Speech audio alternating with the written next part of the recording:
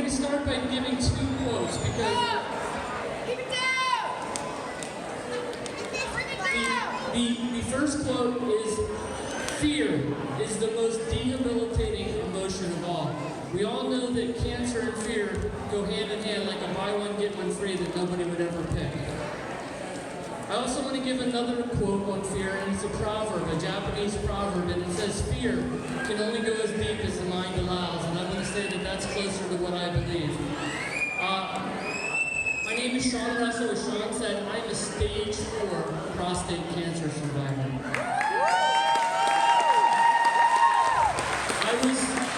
The way the diagnosis came on is I started having severe back pain. I was waking up through the night and I couldn't sleep right.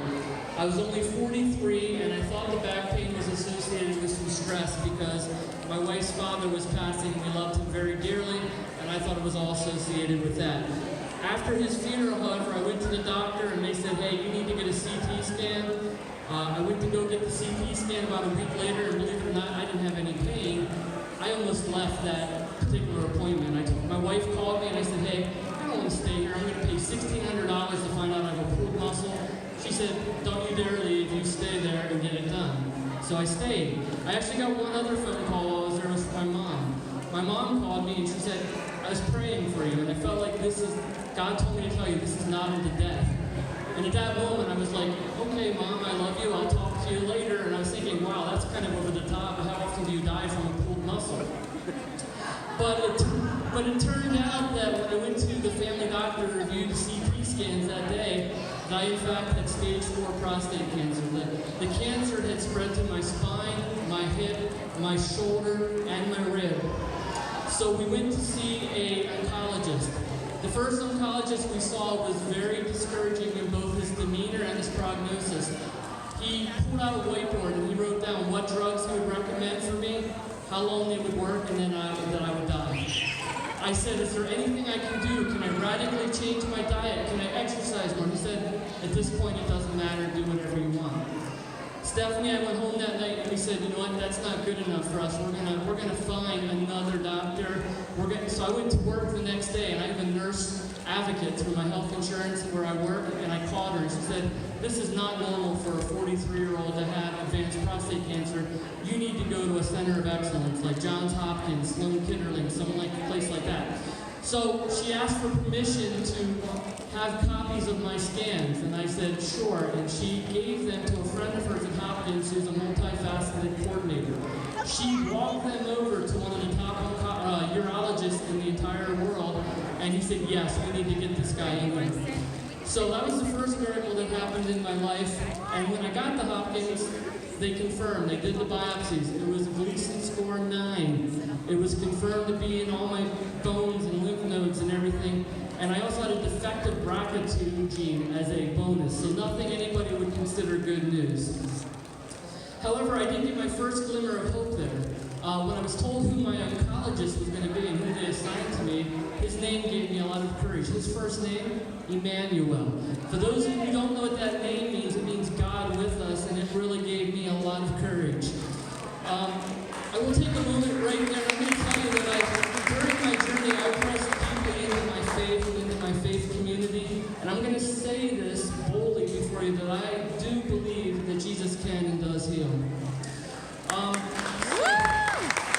I started meeting with Dr. Emmanuel, and he was going to tell me what the treatment plan was going to be. It was going to be the standard of care for stage 4, which is Lupron, hormone deprivation. It was going to be 6 rounds of chemotherapy, but there was also a new clinical trial opening up, and he believed in it so much, he told me if it was me or my father, this is the one I would want them to be in. And that trial, just in case anybody wants to know, is for a drug called ODM-201, and it's an AR antagonist. It's the next generation of like Zytiga and Zytandi, so it has a lot of future. Let me see where I'm at here. Okay, I also felt during my journey that I was going to do not what the first doctor said. I was going to embrace everything that I could do, and I began researching food and diet, and I began to find all these studies that said there is a lot of foods and supplements and things out there that have a lot of positive effects, and I totally started embracing all of them. So I want you guys to know that that was an important part of it. Healing is was supposed to journal along the way, and I went and bought a journal. And that's going to become important as I get close to the end of my speech, so just keep that in mind. I bought a journal and started journaling every day. My wife and I had set a cruise many, many months before the chemo treatments, and we thought we were going to have to cancel it. It turned out that it landed in the only week that we would have been able to go during my treatment protocol. And that was amazing. And the night before we were to leave on the cruise, we got a text from a dear friend. She goes, "Do you have any idea what tomorrow is?" Sunday? No, it was National Cancer Survivors Day, the day that we set sail on our cruise. Can you believe that? And we went to the Bahamas, and one of our excursions was a nature hike where we went on a trail, and they talked about all the healing properties of the bushes and trees that are used in modern medicines. And the person giving the tour told us, "Hey, you know what the national tree of the Bahamas is? Its name in Latin means tree of life." And we thought that was pretty awesome.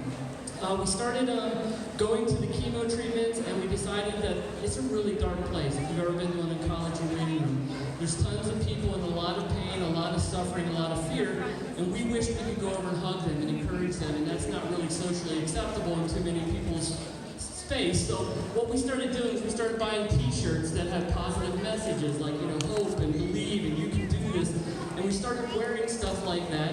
And I told a coworker about it, like, "That is an amazing idea. I'll buy you a t-shirt to wear to your treatment." I said, "No, you don't have to do that, but I have a good idea." So I emailed a Christian t-shirt company and told them what we were doing, and you'll never guess what I got on the other side of the email. A stage 4 cancer survivor.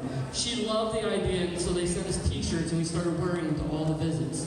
Besides food, I also joined Livestrong. If anybody's going through their own journey, the YMCA and Livestrong has an awesome 12-week program where you get really good personalized training and you get to socialize with other people. It's a very, very great thing. I also met Shawn super for this. I decided I was going to do my own thing. I was going to go out and try to help other men. So last year, even though I was going through chemo, I made a team, and I named it Team Super Shawn. And all of a sudden, I'm like, Shawn Super. So I'm like, wow. So we met each other, and that was really cool. Throughout all my chemo treatments, the medical staff was amazed. I had no nausea, no side effects. My white blood count was up, and I'm going to tell you that was the diet. So the diet is very important. I also had deep change in my heart through all of this. I felt like God was telling me that one of the things I had done too much is I spent my life living in fear. I was always worried about tomorrow. Am I going to have enough money? Are my children okay? Is this okay? And I really felt like I needed to let that stress of life go and change my perspective on how I was living. So I'm going to try to speed up here. There's a lot of things that happened, but the last round of chemo was done, and we decided that we needed to get away. So we decided to go to the beach for a weekend. We brought our son and our future daughter-in-law, and we were walking along the boardwalk. And as we were walking along the boardwalk, she remembered a hidden geocache box. I don't know if you guys know what that is, but you use your phone and GPS is a scavenger hunt, and you can find hidden boxes. Sometimes it's a logbook, you write your name in. This one was a box where if you find something in it, you take it out and you put something back in it. So in that box, when we opened it up, sitting on the top of that box was this wooden carving of the tree of life. Okay? And the journal that I had from the beginning, it almost looks like it came right out of my journal. It's almost the exact same carving.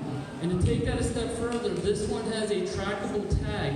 And I didn't realize it at first. I was overwhelmed just looking at it. But we went to a coffee shop and I looked it up. And this thing started 7 years ago in Slovakia. I traveled Ireland, France, England, Romania, all these European countries. Ended up in the East Coast and in that box a couple days before we got it. And a couple days before I got my first post-chemo scan. So now I go to my post-chemo. I'm all pumped up. I'm believing the best, but ready for whatever happens. Dr. Emmanuel again greets me at the door with a big smile, and he says, "Scans are good." He says, "You're heading into remission. In fact, you are already in remission." So let's fast forward now. 4 scans in a row. Every quarterly scan has showed a PSA of less than 0.1, and my bone scans are showing nothing but healing that has taken place in the bones. So I started with the quote on fear that was kind of negative. I'm going to end on one that I think is better. This is from Nelson Mandela. I learned that courage was not the absence of fear. but to triumph over it. The brave man is not he who does not feel afraid, but he who conquers that fear. So I believe that a cancer journey can be won, and it can be a healing journey for your heart and your life and your family. You got to seek Jesus, you've got to seek good doctors, good food, and you got to believe in it too. One thing I did find that I skipped because I was going so fast was I looked for commonalities in stage 4 cancer survivors, and I found something I never would have imagined. Almost every one of those stories, people spoke to their own body. They would tell their body every day, I'm getting better, I'm going to make it. And I was like, wow, every one of these stories, that's in that story. So tell yourself positive things if you're on your own journey. One last thing, I printed out a number of copies of my nutrition protocol. I didn't want to go through that all because I don't have a lot of time, but if anybody's on their own journey or wants to know, catch me afterwards and I'll make sure you get a copy of that. And then I'm also willing to pray for anybody who has faith and really wants someone to stand with them on their journey. Thanks a lot, and here's Shawn. What a story. Now, Shawn, will you do me a favor? Go ahead and take the position of honor right down here in the center, and we want all of our Zero Hero prostate cancer survivors to come to the front of the stage, facing the audience, your back to me, and we'll need the doctors from Urology of Central Pennsylvania to come up here. We have a gift to present to all of you. Let's hear it for our Zero Heroes. Come on up, guys.